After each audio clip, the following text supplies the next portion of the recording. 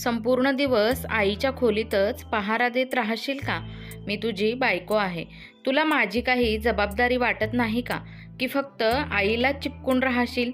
अस्मिता चिडून म्हणाली. कमलाजी शांतपणे म्हणाल्या, बेटा मी आजारी होते म्हणून सुमित माझ्यासोबत बसला होता. आई तुम्ही आमच्यामध्ये न बोललात तरच बरं होईल. मी इथे आल्यापासून फक्त हेच पाहते. तुम्ही फक्त माझा मुलगा करत राहता. सुमित मी तुझी बायको आहे. माझ्याबद्दल ही काही कर्तव्य आहेत तुझी. तुझं सारखं आईच्या मागेच का फिरत असतोस? मला हे सगळं अजिबात आवडत नाही. सुमित काही बोलण्याआधीच अस्मिता तडक आपल्या खोलीत निघून गेली. एके दिवशी सुमित नाश्त्याची प्लेट उचलत अस्मिताला म्हणाला, अस्मिता आई सकाळपासून उपाशी आहे. तिला एक गुलाबजामुन देऊ का? हे ऐकून अस्मिता संतापली. मी तुला किती वेळा सांगितले सासूच्या काळजीत राहू नकोस का? माझ्या डोक्याला भुंगा लावतोयस? मी त्या म्हातारीसाठी गुलाबजामुन बनवलेले नाहीत. काही कामधंदा करायचा नाही, बस फक्त बसून गुलाबजामुन खायचेत. सुमित म्हणाला, अस्मिता आईला काहीतरी करायचं असतं पण तूच तिला स्वयंपाकघरात येऊ देत नाहीस. अस्मिता संतापून म्हणाली, तू जरा जास्तच बोलायला लागला आहेस. सुमितने शांतपणे आपली प्लेट घेतली. गुलाबजामुन व समोसे तो खाऊ लागला. खरं तर अस्मिता आणि सुमित यांचं लव्ह मॅरेज झालं होतं. अस्मिताला सासू सासऱ्यांचा काहीही त्रास नको होता, पण सुमितने तिला खोटं सांगितलं होतं की त्याची आई नाही. मात्र जेव्हा ती लग्न करून घरी आली तेव्हा सासू कमलाजींनी तिचं स्वागत केलं. हे पाहताच अस्मिता संतापली आणि खोलीत जाऊन सगळे कपडे व सामान फेकून देऊ लागली. तू माझ्याशी खोटं बोलून कोर्ट मॅरेज केलंस की तुझी आई नाही आहे म्हणून, पण तुझी आई तर जिवंत आहे. मला सकाळी लवकर उठून कोणासाठीही चहा बनवायचा नाही. सासूच्या पुढे पुढे फिरायचंही नाही. मला कोणत्याही म्हाताऱ्या बाईची सेवाही करायची नाही. अस्मिता लग्न झाल्यापासून सतत सासूला त्रास देत होती. कमलाजी मात्र तिला मुलीप्रमाणे मानत होत्या. ती तिच्या कुठल्याही गोष्टीत हस्तक्षेप करत नव्हत्या. कुठेही जायला अस्मिता पूर्णपणे मोकळी होती, पण तरीही तिला सासूचा राग येत होता आणि तिच्यासोबत राहायलाही नको वाटत होतं. आज अस्मिताचा वाढदिवस होता, त्यामुळे तिने विविध पदार्थ तयार केले होते. समोसे, गुलाबजामुन, बर्फी आणि बरंच काही. संध्याकाळी एक छोटीशी पार्टी आयोजित केली होती जिथे तिचे सर्व खास नातेवाईक आणि मित्रपरिवार येणार होते. अस्मिताने एक प्लेट घेतला आणि त्यात भात आणि मीठ ठेवून सुमितला म्हणाली, हे घे आणि त्या म्हातारीला देऊ नये. सुमित शांतपणे ताट घेऊन आईच्या खोलीत गेला. कमलाजी दरवाजाजवळच उभ्या होत्या. त्या भुकेने व्याकुळ झाल्या होत्या. आपल्या मुलाला पाहून त्यांच्या चेहऱ्यावर आनंद झळकला. ताट घे, त्यांनी विचारलं, माझ्यासाठी काय आणलेस? आज तुझ्या बायकोचा वाढदिवस आहे, काहीतरी खास मिळेलच मला असं वाटत होतं. गुलाबजामुनचा सुगंध तर संपूर्ण घरभर पसरलाय. मला गुलाबजामुन खूप आवडतात, दे ना मला एक. सुमित म्हणाला, आई मी इथे जास्त वेळ थांबलो तर अस्मिता रागवेल. आज तिचा वाढदिवस आहे, मी तिचा मूड खराब करू इच्छित नाही. हे घे तू जेवण घे. ताटात फक्त भात आणि मीठ पाहून कमलाजींची भूकच मेली. ताट पाहता त्यांच्या डोळ्यातून अश्रू घळाघळा वाहू लागले. आई आज अस्मिताने समोसे, गुलाबजामुन आणि बरंच काही बनवलं आहे, सुमित म्हणाला. हे ऐकून कमलाजींच्या तोंडाला पाणी सुटलं. त्यांची जीभ चटकणारे मारू लागली. त्या एका आठवड्यापासून त्या फक्त भात आणि मीठ किंवा कधी पोळी आणि लोणचंच खात होत्या. कमलाजी हळूच म्हणाल्या, पण बेटा माझ्यासाठी काहीतरी गोड आणलेस का? निदान एक गुलाबजामुन तरी. भात किती कोरडा आहे, हे बघ, मी कसं खाणार हे? आई मी चोरून गुलाबजामुन आणत होतो, पण अस्मिताची नजर पडली. ती म्हणाली, ही मिठाई त्या म्हातारीसाठी नाही बनवली. मी माझ्या मैत्रिणी येणार आहेत, त्यांना खायला घालणार आहे. बाळा अजून कळत नाहीये तिला, हळूहळू समजेल, कमलाजी म्हणाल्या. बरं ऐक, तू एक गुलाबजामुन खाल्लास का तू? हो आई, मी तर गुलाबजामुन, समोसे सगळं खाल्लं. कसं होतं? खूपच स्वादिष्ट होतं. हे ऐकून कमलाजींना गोड खाण्याची इच्छा अजूनच वाढली. अजून गुलाबजामुन शिल्लक आहेत का? मी पाहून येते, सुमित म्हणाला. अस्मिता आता खोलीत गेली आहे, तर ती झोपली असेल तर मी चुपचाप तुझ्यासाठी एक गुलाबजामुन आणतो. सुमित आईच्या खोलीबाहेर आला आणि सर्व खोली डोकावून पाहू लागला. अस्मिता आपल्या खोलीत मैत्रिणीशी फोनवर हसत बोलत होती. हे पाहून तो हळूच स्वयंपाकघरात गेला. गुलाबजामुन घेतलं आणि आपल्या हातात लपवून आईकडे गेला. कमलाजींना गुलाबजामुन पाहताच त्यांच्या डोळ्यात आनंदाने चमक आली. त्या पटकन तो तोंडात टाकून चघळू लागल्या. आई, इतका मोठा गुलाबजामुन एकदम गेला का ग? हळूहळू खा, नाहीतरी घशात अडकणार, सुमित म्हणाला. कमलाजी पटकन गुलाबजामुन संपवून म्हणाल्या, खरंच बेटा, खूपच टेस्टी होते रे. मला अजून एक समोसा खायची इच्छा आहे. नाही आई, आता पुन्हा गेलो तर अस्मिता मला खूप बोलणार. तिने पाहिलं तर तुला एक गुलाबजामुन खाल्ल्याच्या मोबदल्यात तुला ती कित्येक दिवस उपाशी ठेवेल. सुमितला माहीत होतं, जर अस्मिताने पाहिलं की त्याने आईसाठी काहीतरी आणलंय तर ती आईला पुन्हा उपाशी ठेवणार. ती आधी तसं करत आली होती. आईला एका खोलीत बंद करून टाकायची. सुमित तिला समजावण्याचा पण ती काहीही ऐकायची नाही. कमलाजींच्या डोक्यात अजूनही समोसा आणि गुलाबजामुन फिरतच होते. त्या वारंवार बोटं चाटत होत्या. आई, मी निघतो आता, नाही तर अस्मिता मला झापेल. रात्री काही शिल्लक राहिले तर आणून देईल, असं म्हणून सुमित आपल्या खोलीत गेला. खाल्लं ना त्या म्हातारीने? अस्मिता म्हणाली. हो, अगदी चटकन करून खाल्लं. असं काय विशेष खायला दिलं होतंस तिला? नाही ग, मी तर तिला भात मीठ ही चटकन खाते ना ती. खोटं बोलू नकोस. मी 30 गुलाबजामुन बनवले होते. एक तू खाल्लास, एक मी खाल्ले. म्हणजे 28 राहायला हवे होते, पण इथे 27च आहेस. म्हणजे एक नक्की त्या म्हातारीने खाल्ला असेल. तू तिला खायला दिलास ना? नाही ग अस्मिता, तसं काही नाही. फक्त तुझ्या हाताला इतका स्वाद आहे की मी अजून एक खाल्ला. ठीक आहे स्वीटहार्ट, आता मी निघतो ऑफिसला, उशीर होतोय. संध्याकाळी बर्थडे पार्टीत भेटूया. संध्याकाळी अस्मिताच्या मित्रमैत्रिणी आणि नातेवाईक आले. घरात हसत खेळत आणि आनंदाचा माहोल होता. मात्र कमलाजी खोलीतच बंद होत्या. त्या स्वतःलाच विचारत होत्या, मला कोणत्या गुन्ह्याची शिक्षा मिळतीये? फक्त सासू असणं एवढंच माझं चुकलंय का? त्या सतत रडत होत्या. आणि दुसरीकडे अस्मिता आपल्या मैत्रिणीसोबत आनंदाने वाढदिवस साजरा करत होती. कोणीही विचारलं नाही की तुझी सासू कुठे आहे. स्वयंपाकघरातून येणारा सुगंध कमलाजींच्या खोलीपर्यंत पोहोचला होता आणि त्या फक्त त्या सुवासानेच आपल्या भुकेला शांत करत होत्या. अस्मिताला वाढदिवसाच्या खूप शुभेच्छा देऊन पाहुणे निघून गेले. सुमितने भेटवस्तू उघडून अस्मिताला दाखवल्या. दुसरीकडे पंचपक्वान्न खाण्याची इच्छा कमलाजींना अस्वस्थ करत होती. हे बघ, मी 2 साड्या आणल्या आहेत, एक तुझ्यासाठी आणि एक आईसाठी, सुमित म्हणाला. आईसाठी? ती तर नेहमी सुती साडी नेसते. तिला बनारसी साडी कशाला? किती पैसे वाया घालवलेस. माझ्या साडीपेक्षा महागडी आहे ही तिची साडी. माझी फक्त 2000ची आणि तिची 5000ची. काय गरज होती? तिला कुठे जायचं असतं? तिचं सगळं सामान तर कपाटातच बंद असतं ना. अस्मिता, हद्द असते बोलण्याची, हे लक्षात ठेव. आपण ज्या ठिकाणी आज आहोत ते फक्त आईमुळेच. आणि तू तिच्यासाठी एक साडी देताना इतकं का कुरकुरते आहेस? अरे, उद्या आपलीही मुलं होतील, त्यांच्या भविष्यासाठी पैसे साठवायला हवेत ना. ते आत्ता वाचवले तरच त्यांना आपण चांगले भविष्य देऊ शकू. पण तुला नेहमीच मी चुकीची वाटते, सुमित चिडून म्हणाला. तुला माझ्या आईचा एवढा त्रास का होतोय? ती तुझ्या आईसारखीच असेल, पण माझी आई नाही ना. मी तुला आधीच सांगितले होते, मला सासू नको आहे. अस्मिता, आई तुला काहीच त्रास देत नाही, तरीही तू तिच्या मागे का लागतेस? नेहमी तिच्याबद्दल वाईटच का विचार करतेस? थोड्याच वेळात वाद वाढत गेला. मग अस्मिता ओरडून म्हणाली, मी निर्णय घेतला आहे. आता तुला एकच निवड करावी लागेल, तुझी आई की मी. दोघींपैकी एकालाच तुला ठेवावं लागेल. सुमित ही संतापला. जर निवड करायची असेल तर मी माझ्या आईची निवड करतो. दरवाजा उघडा आहे, तुला जायचं असेल ना तर तू जा.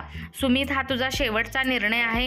हो, माझा हा शेवटचा निर्णय आहे. माझ्या आईने मला 9 महिने पोटात वाढवले, सांभाळले, कष्ट घेतले आणि आता मी तिला सोडून द्यावं त्यापेक्षा तुला सोडणं मला जास्त योग्य वाटतं. ठीक आहे, तर मी निघते. मला परत बोलवायला येऊ नकोस. अस्मिताने आईला फोन केला. आई, गाडी पाठव, मी माहेरी निघते. आता या घरात माझं कोणीच नाही. ती सामान भरत होती आणि स्वतःशीच बोलत होती. या घरात माझी गरजच काय? थोड्याच वेळात ती सुटकेस घेऊन बाहेर पडली. सुमित शांत झाला. त्याने दरवाजा बंद केला.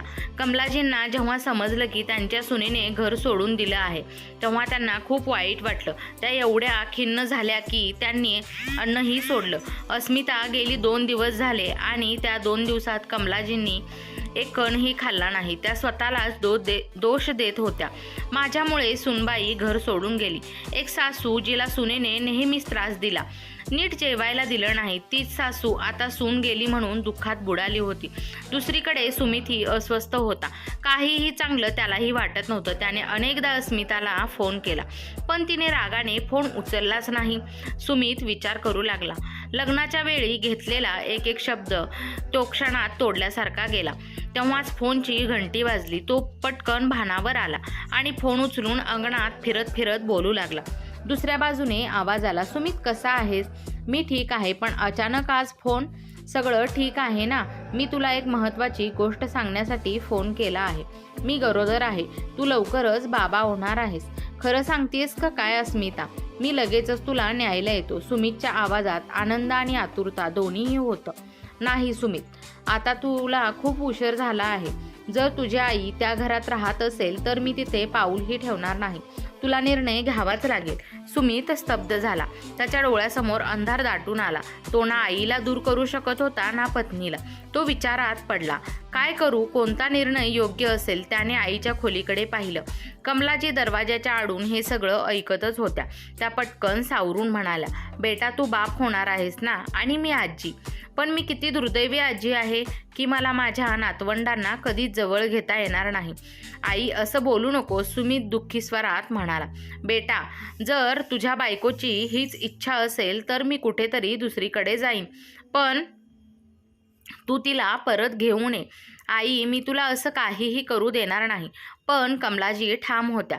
त्या म्हणाल्या, मी वृद्धाश्रमात जाईन पण तुझ्या संसारात मी अडथळा बनणार नाही. आई तू वेडी झाली आहेस का? हे तुझं घर आहे आणि तुला वृद्धाश्रमात पाठवण्याचा विचारही मी करू शकत नाही. बेटा आता काहीही होऊ दे, तुझ्या बायकोला परत आण. तुला माझी शपथ आहे. सुमित निराश झाला. आई काश मी तुझं पहिले ऐकले असते तर अस्मिताशी लग्न केलं नसतं तर तुला आज हा दिवस पाहावा लागला नसता. बाळा ती तुझी पत्नी आहे. तिच्याबद्दल असे विचार करणे तुला शोभत नाही. तू ऑफिसला जा आणि संध्याकाळी तिला घेऊन ये. सुमित ऑफिसला निघून गेला. संध्याकाळी घरी आल्यावर त्याला आई कुठेच दिसली नाही. त्याला एक पत्र सापडलं. बेटा मी निघून चालली आहे. मला शोधण्याचा प्रयत्न करू नकोस. तुझ्या संसारात मी अडथळा बनू इच्छित नाही. पत्र वाचून सुमित हादरला. आई कुठे गेली? आता मी काय करू? त्याला अस्मिताला दिलेली शपथ आठवली. अखेर तो अस्मिताला न्यायला तिच्या माहेरी गेला. अस्मिता घरी आली आणि आनंदी झाली.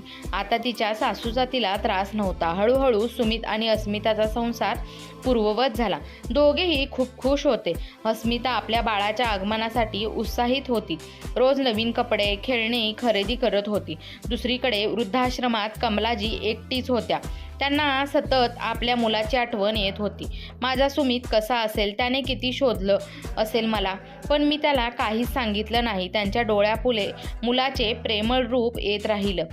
वृद्धाश्रमातील लोक त्यांच्याशी बोलण्याचा प्रयत्न करायचे पण त्या शांत राहायच्या. खिडकीतून बाहेर बघत बसायच्या. त्या फक्त एकच गोष्ट मनाशी बाळगत होत्या, कदाचित एक दिवस माझा मुलगा मला शोधत इथे येईल. काही दिवसांनी दिवाळीचा सण येत होता.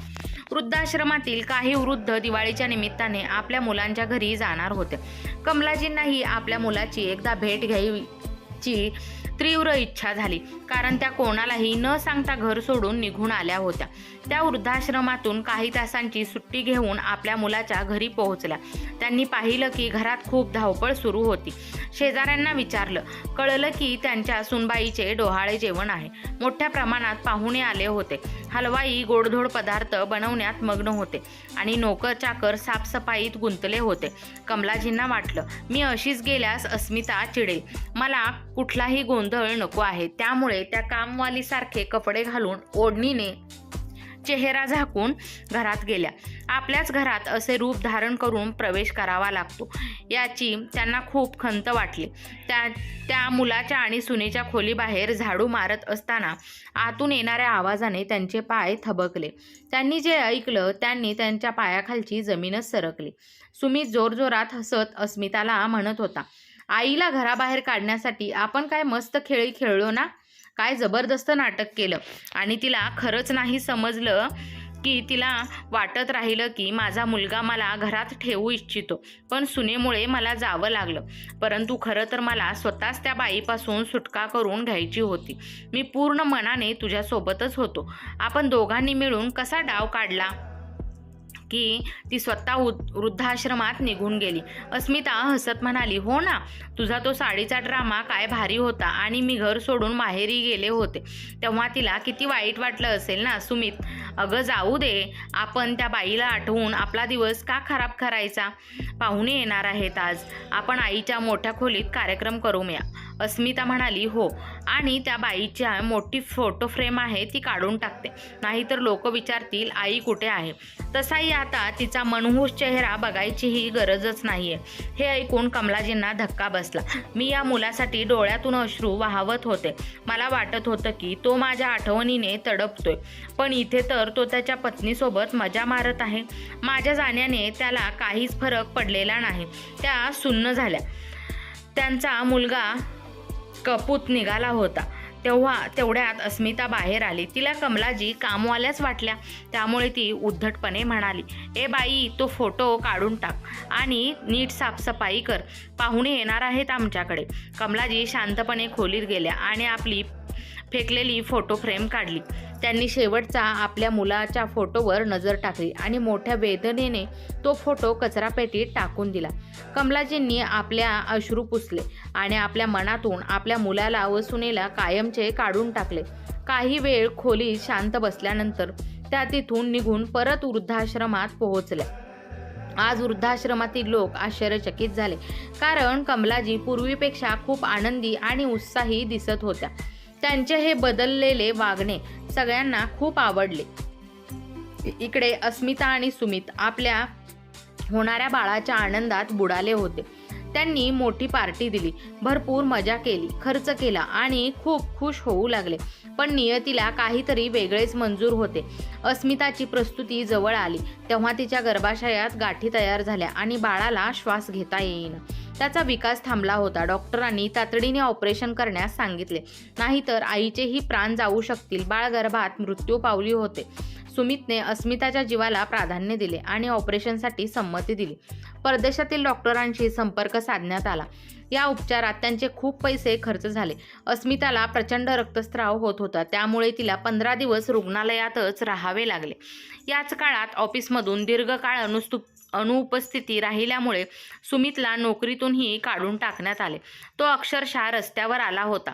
अस्मिता जेव्हा घरी परतली तेव्हा ती आपल्या बाळाच्या आठवणीने सतत रडत होती. सुमित तिला समजावत म्हणाला, अस्मिता, अशा प्रकारे खचून गेलीस तर कसं होईल, तुला धीर धरावाच लागेल. अस्मिता, पण सुमित, आपल्या घराचा खर्च कसा चालवायचा, तू नोकरी तरी गमावली आहेस, मी अजून खूप अशक्त आहे, स्वयंपाकही करू शकत नाही, आपल्याला नोकर हा ठेवावाच लागेल. जर आई असती तर कदाचित आपली मदत झाली असती. माझी आई आता हयात नाही, त्यामुळे माहेरकडच्यांच्याकडून मी मदत घेऊ शकत नाही. सुमित म्हणाला, काही हरकत नाही अस्मिता, जोपर्यंत मला दुसरी नोकरी मिळत नाही तोपर्यंत आपण हे मोठे घर भाड्याने देऊ, त्यातून आपला खर्च निघेल. तेवढ्यात दरवाजाची बेल वाजली. दरवाजात एक माणूस उभा होता. त्याने सुमितला एक लिफाफा दिला. श्रीमान सुमित, हा कागद वाचा. सुमितने लिफाफा उघडून पाहिला तर त्या घरातून तत्काळ बाहेर पडण्याचा आदेश होता. तो संतापाने म्हणाला, हे काय आहे, हे घर माझे आहे, तू कोण आहेस आणि मला माझ्याच घरातून बाहेर काढायला कसा येऊ शकतोस. अस्मिता म्हणाली, हे आपलेच घर आहे, मग आम्ही का रिकामे करू. ही नोटीस पाठवणारा कोण आहे. वकील म्हणाले, तुमच्या आई कमलाजींनी हे घर जबरदस्तीने तुम्ही त्यांच्याकडून काढून घेतले आहे अशी तक्रार दिली आहे. कमलाजी पण त्या आता या जगातच नाहीत. अस्मिता आश्चर्याने म्हणाली. तेवढ्यातच टाळ्या वाजवत कमलाजी आत आल्या आणि म्हणाल्या, जिवंत सासूला तुम्ही मेलं म्हणून घोषित केलं, पण मी अजूनही जिवंत आहे आणि हे घर तुम्हाला रिकामे करावेच लागेल. त्यांना पाहून अस्मिता हादरली. पण आई, आम्ही तुमचीच मुलं आहोत. आम्ही आता कुठे जाऊ? तुमच्याकडे तर घराची कोणतीही कागदपत्रे नाहीत. मग तुम्ही हे घर असे कसे खाली करायला लावू शकता? तेव्हा सुमित म्हणाला, आई तू कुठे गेली होती? मी तुला शोधत राहिलो. आता तू परत आलीस. मला खूप आनंद झाला. कमलाजीने जोरदार चापट लगावत सांगितले. मला मूर्ख बनवायचं नाटक थांबव. मी आता सगळं सत्य जाणून घेतलं आहे. तू माझा मुलगा आहेस, पण तू मला फसवलंयस. किमान अस्मिता तरी समोरासमोर बोलायची, पण तू तर पाठीत खंजीर खुपसलंस. तुम्ही ज्या दिवशी गोद भरायची रसम करत होता त्या दिवशी मी कामवाली बनून या घरात आले होते. तुझ्या आणि तुझ्या बायकोच्या चर्चा ऐकल्या होत्या मी त्यावेळेसच. मी माझ्या जुन्या कपाटातील कागदपत्रे बाहेर काढली. माझ्या पतीने हे घर माझ्या नावावर केले होते. आता मी हे घर वृद्धाश्रमाला देऊन टाकले आहे. ज्यांना त्यांची मुले घराबाहेर काढतात त्यांना निदान एक आसरा तरी मिळावा. त्यामुळे तुम्ही दोघांनी हे घर सोडून द्यावं, कारण आता मला तुमचं तोंडही पाहायचं नाही. हे ऐकून सुमित सुन्न झाला. दोघांनीही मान खाली घातली आणि माफी मागत राहिले, पण कमलाजींनी त्यांना माफ केलं नाही. अखेर ते घर सोडून निघून गेले. आता त्यांची अवस्था भिकाऱ्यासारखी झाली. ते दरदर फिरू लागले. तुम्हाला काय वाटतं? कमलाजींनी घेतलेला निर्णय योग्य होता का? आपण मुलांसाठी किती काही करत असतो. आई वडील म्हणून आपण त्यांना काहीही कमी पडू देत नाही, पण आपल्याला सांभाळायची जेव्हा वेळ येते तेव्हा मुलं मात्र कमी पडतात. त्यांना आपण एक प्रकारचं ओझं वाटू लागतो. त्यामुळे अशा मुलांना चांगलीच अद्दल घडवणे गरजेचे आहे. कमलाजींनी घेतलेला निर्णय योग्यच होता. आजची कथा आवडली असल्यास चॅनलला लाईक, शेअर, सबस्क्राईब नक्की करा. कथा पूर्ण ऐकल्याबद्दल, वाचल्याबद्दल तुम्हा सर्वांचे मनपूर्वक धन्यवाद.